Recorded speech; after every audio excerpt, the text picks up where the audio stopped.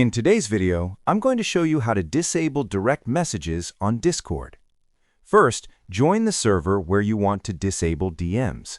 To do this, click on the server name at the top, then select Privacy Settings.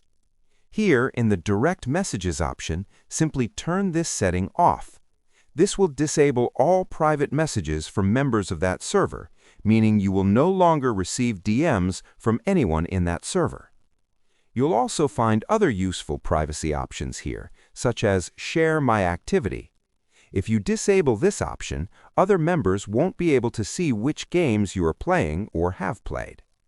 Another option is Activity Joining, which, when disabled, prevents other members from joining your game. If you want to disable direct messages on all Discord servers, follow these steps. Click on User Settings, then go to Content and Social. Scroll down, select All Servers, and turn off direct messages. By doing this, you will completely disable DMs across all servers on Discord.